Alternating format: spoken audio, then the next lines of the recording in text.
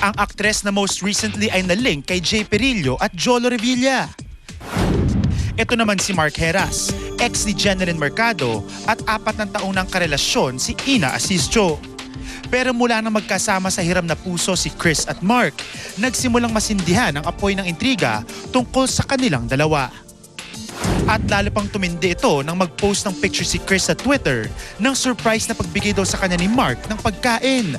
Ang resulta, nagsiselos daw ang girlfriend ni Mark na si Ina. Talaga ako nagselos eh.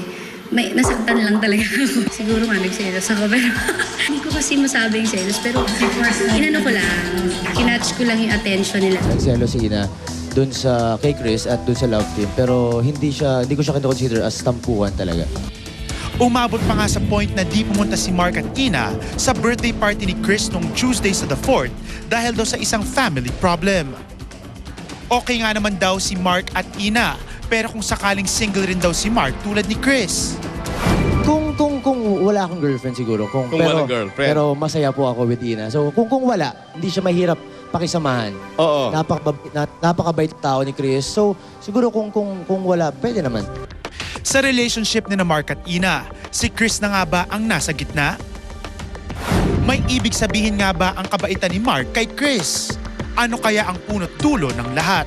Madaming tanong pero iisa lang ang makakasagot. Chris Bernal live na live sa Showbiz Central.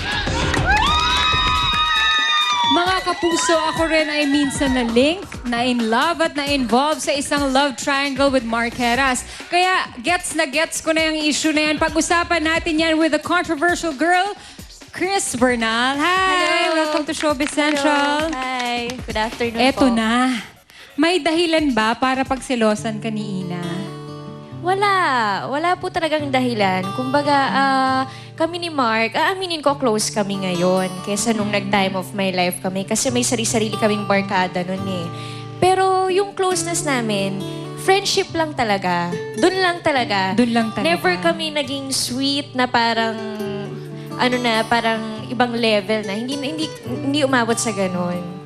Pero bakit sa tingin mo may lumalabas na mga ganong issue? Siguro dahil madalas kasi kami tinutukso sa set ng mga staff. Bakit? Eh di ba, pag tinutukso, may nakikita sila. Ganon yun. Oh. Hindi ko alam. Basta inaasar nila kami lagi. Ganon. Pero hindi ibig sabihin nun, meron. So, nadala lang siguro sa tuksuhan. Kaya nung binigyan niya ako ng salad. Yung picture. Yung sa likod. Wala to. Ano yan? Ang nag-picture niyan, yung mga staff, parang inaasar nila kami na, uy, sweet picture naman dyan, ganyan. Okay. So, pinagbigyan po namin. Alam niyo naman po si Mark game din sa mga ganyan. Sa bagay. Pero wala po yun. Pero mahilig ka ba sa Hello Kitty? Opo. I-reveal ko pa mamaya ang relevance ni Hello Kitty kay Mark sa pagbabalik ng Showbiz Central.